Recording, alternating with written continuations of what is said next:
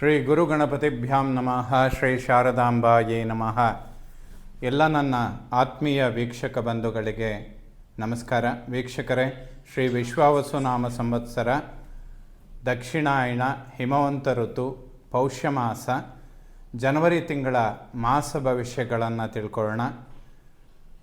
ಆಂಗ್ಲ ಹೊಸ ವರ್ಷದ ಶುಭಾಶಯಗಳು ಎಲ್ಲ ವೀಕ್ಷಕ ಬಂಧುಗಳಿಗೂ ಕೂಡ.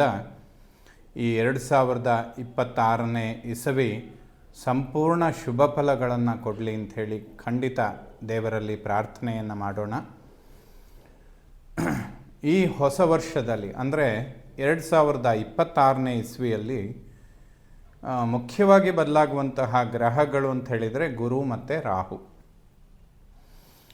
ಗುರುಬ್ರಹ್ಮ 2 ಬಾರಿ ರಾಶಿಯನ್ನು ಬದಲಾಯಿಸ್ತಾನೆ. ಅಂದರೆ 2026 ಜೂನ್ 1ನೇ ತಾರೀಕು ಮಿಥುನ ರಾಶಿಯಿಂದ ಕರ್ಕಾಟಕ ರಾಶಿಗೆ ಗುರು ಬರ್ತಾನೆ. ಅದು ಗುರುಬ್ರಹ್ಮನಿಗೆ ಉಚ್ಚಕ್ಷೇತ್ರ.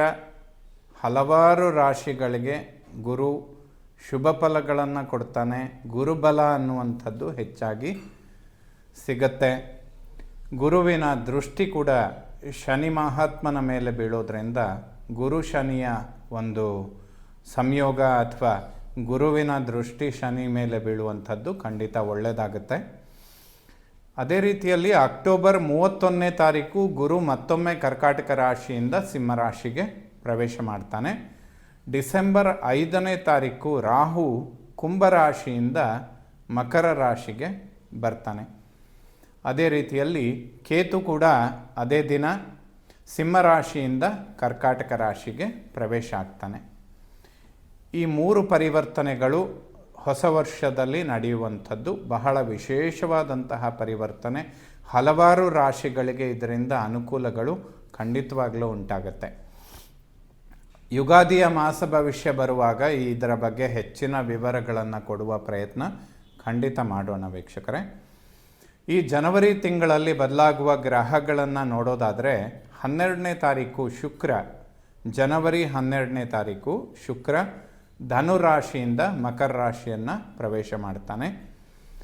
ಜನವರಿ 14ನೇ ತಾರೀಕು ಸೂರ್ಯ ಧನುರಾಶಿಯಿಂದ ಮಕರ ರಾಶಿಯನ್ನು ಪ್ರವೇಶ ಮಾಡ್ತಾನೆ. ಉತ್ತರಾಯಣ ಪುಣ್ಯಕಾಲ ಅಂತ ಕೂಡ ಹೇಳ್ಬೋದು. ಮಕರ ಸಂಕ್ರಾಂತಿ ಎಲ್ಲರಿಗೂ ಕೂಡ ಶುಭ ಫಲಗಳನ್ನು ಕೊಡಲಿ ಅಂತ ಹೇಳೋಣ. ಜನವರಿ 15ನೇ ತಾರೀಕು ಕುಜ ಧನುರಾಶಿಯಿಂದ ಮಕರ ರಾಶಿಯನ್ನು ಪ್ರವೇಶ ಮಾಡ್ತಾನೆ. ಅದು ಕೂಡ ಅವನಿಗೆ ಉಚ್ಚಕ್ಷೇತ್ರವಾಗಿರುತ್ತೆ. ಜನವರಿ 17ನೇ ತಾರೀಕು ಬುಧ ಧನುರಾಶಿಯಿಂದ ಮಕರ ರಾಶಿಗೆ ಬರ್ತಾನೆ. ಆಲ್ಮೋಸ್ಟ್ 4 ಗ್ರಹಗಳು ಹೊಸ ವರ್ಷದ ಪ್ರಾರಂಭದಲ್ಲಿ ಮಕರ ರಾಶಿಯಲ್ಲಿ ಸೇರುವಂಥದ್ದು. ಇದರಿಂದ ಸಿಗುವಂತಹ ಫಲಾಫಲಗಳನ್ನು ವಿಮರ್ಶೆ ಮಾಡೋಣ ವೀಕ್ಷಕರೇ. ಜನವರಿ 19ನೇ ತಾರೀಕಿನಿಂದ ಮಾಘ ಮಾಸ ಪ್ರಾರಂಭ ಆಗುತ್ತೆ. ಶುಭ ಕಾರ್ಯಗಳಿಗೆ ಬಹಳ ಉತ್ತಮವಾದಂತಹ ಮಾಸ ಆಗಿರುತ್ತೆ ಇದು. ಶುಕ್ರನು ಕೂಡ ಉದಯ ಆಗುವಂತಹ ಸಮಯಗಳು. ಯಾಕೆಂದರೆ ಜನವರಿ 12ನೇ ತಾರೀಕು ಶುಕ್ರ ಮಕರ ರಾಶಿಗೆ ಬಂದರೆ 14ನೇ ತಾರೀಕು ಸೂರ್ಯ ಮಕರ ರಾಶಿಗೆ ಬರ್ತಾನೆ. ಅಲ್ಲಿಗೆ ರವಿ ಮತ್ತು ಶುಕ್ರರ ನಡುವೆ ಕೇವಲ 2 ಡಿಗ್ರಿ ಮಾತ್ರ ಡಿಫರೆನ್ಸ್ ಇರುತ್ತೆ. ಸೂರ್ಯನಿಂದ 10 ಡಿಗ್ರಿಗಿಂತ ದೂರ ಇದ್ದರೆ ಉದಯ ಆಗುವಂತಹ ಸಂದರ್ಭಗಳಿರುತ್ತೆ. ಅಂದರೆ ಅಸ್ತಂಗತನ ಆಗುವಂತಹ ದೋಷ ಪರಿಹಾರ ಆಗೋದ್ರಿಂದ ಮಾಘ ಮಾಸ ಬಹಳ ಒಂದು ಉತ್ತಮವಾದಂತಹ ಮುಹೂರ್ತಗಳು ಸಿಗೋದಕ್ಕೆ ಕಾರಣ ಆಗುತ್ತೆ. ಸೊ ಈ ಎಲ್ಲ ಗ್ರಹಗಳ ಪರಿವರ್ತನೆಯಿಂದ ಹೊಸ ವರ್ಷ 2026ನೇ ಇಸ್ವಿ ಜನವರಿ ತಿಂಗಳಲ್ಲಿ ವೃಷಭ ರಾಶಿಯವರ ಮಾಸ ಭವಿಷ್ಯ ಹೇಗಿರುತ್ತೆ ಅಂತ ತಿಳ್ಕೊಳ್ಳೋಣ. ವೃಷಭ ರಾಶಿಯವರಿಗೆ ಗುರುಬಲ ಬಹಳ ಉತ್ತಮವಾಗಿದೆ. ಶುಕ್ರ ಭಾಗ್ಯದಲ್ಲಿರ್ತಾನೆ. 4 ಗ್ರಹಗಳ ಸಂಚಾರ, ರವಿ ಬುಧ ಕುಜ ಮತ್ತು ಶುಕ್ರ ಭಾಗ್ಯದಲ್ಲಿ ಸಂಚಾರ ಮಾಡುವಾಗ ಖಂಡಿತ ಶುಭ ಸಮಯ ಆಗಿರುತ್ತೆ. ಶನಿ ಲಾಭಸ್ಥಾನದಲ್ಲಿದ್ದಾನೆ, ರಾಹು ಕರ್ಮಸ್ಥಾನದಲ್ಲಿದ್ದಾನೆ. ಸೊ ಎಲ್ಲ ಗ್ರಹಗಳ ಚಲನೆ ವೃಷಭ ರಾಶಿಯವರಿಗೆ ಬಹಳ ಉತ್ತಮ ಸ್ಥಿತಿಯಲ್ಲಿದೆ. ಯಾವುದೇ ಅಭಿವೃದ್ಧಿಗಳನ್ನು ವೃಷಭ ರಾಶಿಯವರು ಎಕ್ಸ್ಪೆಕ್ಟ್ ಮಾಡ್ತಾ ಇದ್ದರೆ, ಏನಾದರೂ ಇವೆಲ್ಲ ಸ್ವಲ್ಪ ವಿಳಂಬ ಆಗ್ತಾ ಇದೆ ಅನ್ನುವಂತಹ ಪರಿಸ್ಥಿತಿಗಳಿದ್ದರೆ ಈ 2026ನೇ ಇಸವಿಯ ಪ್ರಾರಂಭದ 2-3 ತಿಂಗಳು ವೃಷಭ ರಾಶಿಯವರಿಗೆ ಬಹಳ ಉತ್ತಮವಾಗಿರುತ್ತೆ. ಏಕೆಂದರೆ ಶುಕ್ರ ಮುಂದಿನ ದಿನಗಳಲ್ಲಿ ಏಕಾದಶ ಲಾಭಸ್ಥಾನಕ್ಕೆ ಬರ್ತಾನೆ. ಬುಧನು ಕೂಡ ಏಕಾದಶಕ್ಕೆ ಬರುವಂಥದ್ದಿರುತ್ತೆ. ಕರ್ಮ ಉದ್ಯೋಗ ಕ್ಷೇತ್ರದಲ್ಲಿ ಶುಕ್ರ ಮತ್ತು ರಾಹುವಿನ ಸಂಚಾರ ಆಗುವಂಥದ್ದಿರುತ್ತೆ. ಸೊ ನಿಮ್ಮ 5-6 ತಿಂಗಳಿಂದ ಯಾವುದಾದ್ರೂ ಒಂದು ಉತ್ತಮವಾದ ಗುರಿಯನ್ನು ಎಕ್ಸ್ಪೆಕ್ಟ್ ಮಾಡ್ತಾ ಇದ್ದರೆ, ಉದ್ಯೋಗದ ವಿಚಾರ ಇರ್ಬೋದು, ಹಣಕಾಸಿನ ವಿಚಾರದಲ್ಲಿರ್ಬೋದು, ಅಥವಾ ಯಾವುದಾದ್ರೂ ಪ್ರಾಪರ್ಟಿ ಅನ್ನುವಂತಹ ವಿಚಾರಗಳಿರ್ಬೋದು, ಇದೆಲ್ಲದಕ್ಕೂ ಕೂಡ ಇನ್ನೊಂದು 2-3 ತಿಂಗಳು ಹೊಸ ವರ್ಷದ ಪ್ರಾರಂಭ ವೃಷಭ ರಾಶಿಯವರಿಗೆ ಖಂಡಿತವಾಗಲೂ ಅದ್ಭುತವಾದಂತಹ ಸಮಯ. ನಿಮ್ಮ 5-6 ತಿಂಗಳ ಪ್ರಯತ್ನಗಳು ಈಗ ಪ್ರತಿಫಲ ಕೊಡೋದಕ್ಕೆ ಸಾಧ್ಯ ಆಗತ್ತೆ ಅಂತ ಹೇಳ್ಬೋದು.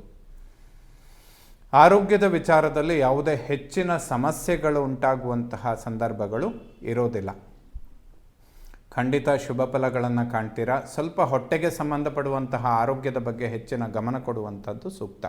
ಉಳಿದಂತೆ ಯಾವುದೇ ಸಮಸ್ಯೆಗಳಿಲ್ಲ. ಕುಟುಂಬ ವಾಕ್ಸ್ಥಾನದಲ್ಲಿ ಗುರು ಇದ್ದಾನೆ. ವಾಕ್ಯಗಳನ್ನು ಸ್ವಲ್ಪ ಸೌಮ್ಯ ಮಾಡ್ಕೊಳ್ಳಿ.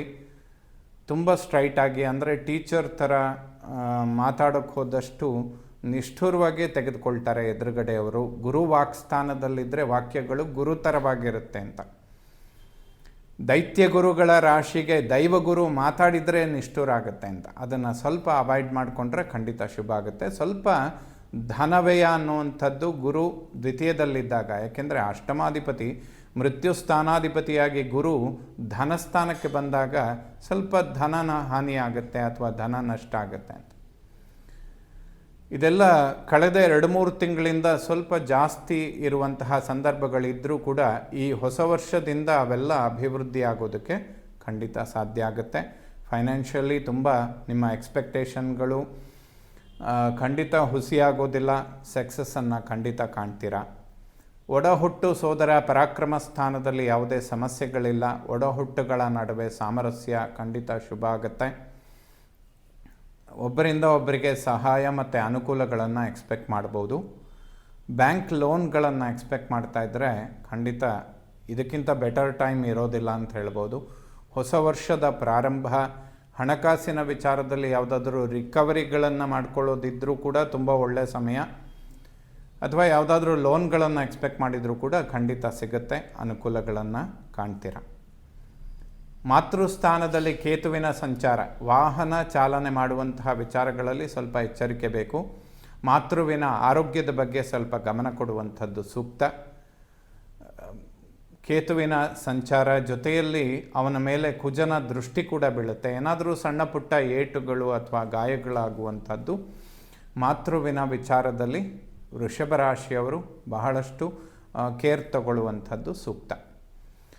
ವಿದ್ಯಾರ್ಜನೆ ಮಾಡುವಂತಹ ಮಕ್ಕಳಿಗೆ ಖಂಡಿತ ಶುಭ ಆಗುತ್ತೆ. ಯಾಕೆಂದರೆ ವೃಷಭ ರಾಶಿಯವರಿಗೆ ಗುರುಬಲ ಏನಿದೆ ಇದು ಮಕ್ಕಳಿಗೂ ಕೂಡ ಅಭಿವೃದ್ಧಿಯನ್ನು ಕೊಡುತ್ತೆ. ವಿದ್ಯಾಭ್ಯಾಸದಲ್ಲಿ ಅನುಕೂಲಗಳನ್ನು ಎಕ್ಸ್ಪೆಕ್ಟ್ ಮಾಡ್ಬೋದು. ಸ್ವಲ್ಪ ಆರೋಗ್ಯದ ಬಗ್ಗೆ ಗಮನ ಕೊಡುವಂಥದ್ದು ಸೂಕ್ತ. ಯಾವುದಾದ್ರೂ ಹೊಸ ಪ್ರಾಪರ್ಟಿ ಅಥವಾ ವಾಹನಗಳನ್ನು ಖರೀದಿ ಮಾಡುವಂತಹ ವಿಚಾರಗಳಿದ್ದರೆ ಮಾಘ ಮಾಸದ ತನಕ, ಅಂದರೆ ಜನವರಿ 19ರ ನಂತರ ಮುಂದುವರಿಸಿದರೆ ಖಂಡಿತ ಅನುಕೂಲ ಆಗುತ್ತೆ. ಯಾವುದೇ ಸಮಸ್ಯೆಗಳಿಲ್ಲ. ಬಟ್ ವೃಷಭ ರಾಶಿಯವರು ಹೊಸ ವರ್ಷದ ಪ್ರಾರಂಭದಲ್ಲಿ ಸ್ವಲ್ಪ ವಾಹನದ ಬಗ್ಗೆ ಕೇರ್ ತಗೊಳ್ಳಿ. ಮಾತೃವಿನ ಆರೋಗ್ಯದ ಬಗ್ಗೆ ಗಮನ ಕೊಡುವಂಥದ್ದು ಸ್ವಲ್ಪ ಅವಶ್ಯಕವಾಗುತ್ತೆ. ಜ್ಞಾನ ಸಂತಾನ ಪೂರ್ವಪರ ಪುಣ್ಯಸ್ಥಾನಾಧಿಪತಿಯಾಗಿ ಬುಧ ಭಾಗ್ಯದಲ್ಲಿರ್ತಾನೆ, ಕುಜನ ಯುತಿಯಲ್ಲಿರ್ತಾನೆ. ಮಕ್ಕಳ ಒಂದು ವಿದ್ಯಾಭ್ಯಾಸ ಖಂಡಿತ ಅನುಕೂಲಕ್ಕೆ ಬರುತ್ತೆ. ಹೊಟ್ಟೆಗೆ ಸಂಬಂಧಪಡುವ ಆರೋಗ್ಯದ ಬಗ್ಗೆ ಹೆಚ್ಚಿನ ಗಮನ ಕೊಡುವಂಥದ್ದು ಅವಶ್ಯಕ. ಮಕ್ಕಳ ವಿಚಾರದಲ್ಲಿ ಸಂತಾನದ ಅಂಚಿನಲ್ಲಿರುವಂತಹವರಿಗೆ ಖಂಡಿತ ಈ ಗುರುಬಲ ಅನುಕೂಲಗಳನ್ನು ಮಾಡಿಕೊಡುತ್ತೆ. ಏಕೆಂದರೆ ಆ ಭಾವದ ಮೇಲೆ ಶನಿ ದೃಷ್ಟಿ ಕೂಡ ಬೀಳ್ತಾ ಇದೆ. ಪರಮ ಯೋಗಕಾರಕನಾದಂತಹ ಶನಿ ಲಾಭಸ್ಥಾನದಲ್ಲಿ ಕೂತು ಸಂತಾನ ಸ್ಥಾನವನ್ನು ನೋಡ್ತಾನೆ. ಸ್ವಲ್ಪ ಟೆನ್ಷನ್ ಇದ್ದರೂ ಕೂಡ ಸಕ್ಸಸ್ ಅಂತೂ ಖಂಡಿತ ಸಿಗುತ್ತೆ. ಷಷ್ಠಾಧಿಪತಿ ಶುಕ್ರ ಭಾಗ್ಯದಲ್ಲಿದ್ದಾನೆ. ಯಾವುದೇ ಶತ್ರುಬಾಧೆಗಳಿರೋದಿಲ್ಲ. ಇನ್ವೆಸ್ಟ್ಮೆಂಟ್, ಪಾರ್ಟ್ನರ್ಶಿಪ್, ವ್ಯವಹಾರ, ಬಿಸ್ನೆಸ್ ಖಂಡಿತ ಅನುಕೂಲ ಆಗುತ್ತೆ ವೃಷಭ ರಾಶಿಯವರಿಗೆ. ಸಪ್ತಮ ಮಾಂಗಲ್ಯ ಸ್ಥಾನಾಧಿಪತಿ ಕುಜ ಉಚ್ಚ ಕ್ಷೇತ್ರದಲ್ಲಿದ್ದಾನೆ. ವೃಷಭ ರಾಶಿಯವರು ಯಾರೆಲ್ಲ ವಿವಾಹದ ಅಂಚಿನಲ್ಲಿದ್ದೀರಾ ಖಂಡಿತ ಈ ಗುರುಬಲದಲ್ಲಿ ಅದೆಲ್ಲ ಅನುಕೂಲಕ್ಕೆ ಬರುವಂತಹ ಸಮಯ. ಪ್ರಯತ್ನಗಳನ್ನು ಹೆಚ್ಚಿಸ್ಕೊಂಡ್ರೆ ಖಂಡಿತ ಅನುಕೂಲ ಆಗುತ್ತೆ. ಏಕೆಂದರೆ 12 ವರ್ಷಕ್ಕೊಮ್ಮೆ ಗುರುಬಲ ಅನ್ನುವಂಥದ್ದು ಕುಟುಂಬ ಸ್ಥಾನದಲ್ಲಿ ಬರುತ್ತೆ. ಕೌಟುಂಬಿಕ ಜೀವನದ ವ್ಯವಸ್ಥೆ ಆ ಸಮಯದಲ್ಲಾದರೆ ಲೈಫ್ ಟೈಮ್ ತುಂಬ ನೆಮ್ಮದಿಯಾಗಿರಬಹುದು.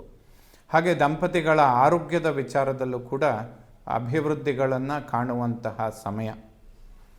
ತುಂಬ ಲಾಂಗ್ ಟರ್ಮಿಂದ ಏನಾದರೂ ಹೆಲ್ತ್ ಇಶ್ಯೂಸ್ ಇದ್ದರೆ ಈಗ ಅದು ಪರಿಹಾರ ಆಗೋದಕ್ಕೆ ಖಂಡಿತ ಅನುಕೂಲ ಆಗುತ್ತೆ. ಏಕೆಂದರೆ ಸಪ್ತಮಾಧಿಪತಿ ಕುಜ ಉಚ್ಚ ಕ್ಷೇತ್ರವನ್ನು ಪ್ರವೇಶ ಮಾಡ್ತಾನೆ ಜನವರಿ 15ನೇ ತಾರೀಕು. ಅದರ ನಂತರದಿಂದ ಆರೋಗ್ಯದಲ್ಲಿ ಅಭಿವೃದ್ಧಿ, ಮಾನಸಿಕ ನೆಮ್ಮದಿ ಇದೆಲ್ಲ ಕಾಣೋದಕ್ಕೆ ಸಾಧ್ಯ ಆಗುತ್ತೆ ವೃಷಭ ರಾಶಿಯವರಿಗೆ.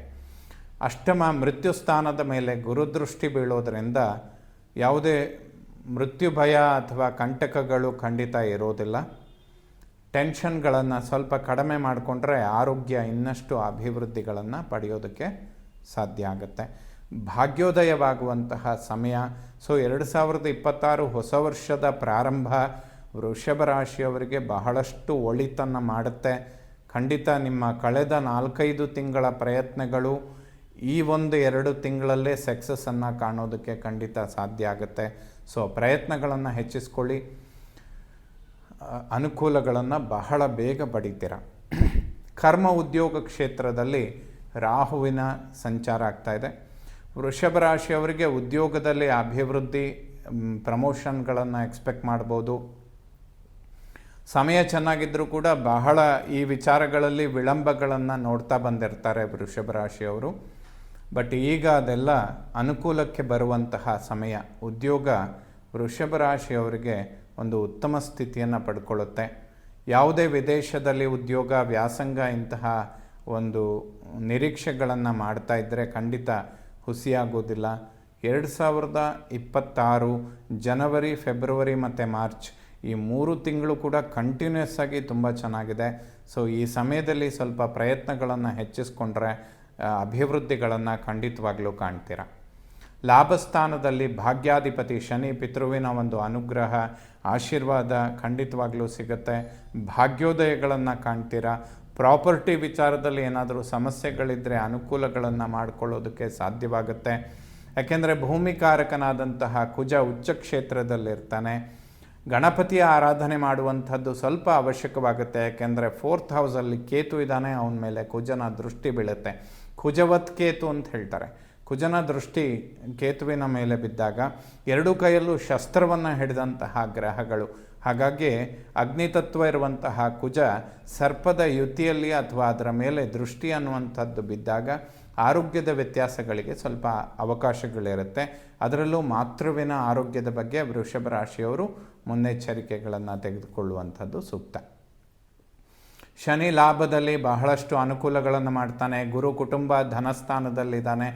ಭಾಗ್ಯದಲ್ಲಿ 4 ಗ್ರಹಗಳ ಸಂಚಾರ ಭಾಗ್ಯೋದಯಗಳನ್ನು ಖಂಡಿತವಾಗ್ಲೂ ಕೊಡುತ್ತೆ. ವ್ಯಯಾಧಿಪತಿಯಾದಂತಹ ಕುಜ ಉಚ್ಚ ಕ್ಷೇತ್ರದಲ್ಲಿರ್ತಾನೆ. ಸಪ್ತಮಾಧಿಪತಿ ಕೂಡ ಹೌದು.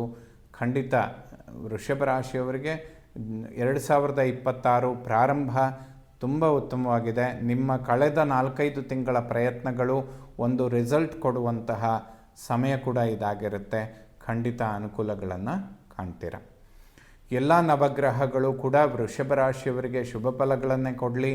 2026 ಹೊಸ ವರ್ಷ ಜನವರಿ ತಿಂಗಳು ಎಲ್ಲ ವೀಕ್ಷಕರು ಕೂಡ ಶುಭ ಫಲಗಳನ್ನು ಪಡೆಯುವಂಥವರಾಗಲಿ.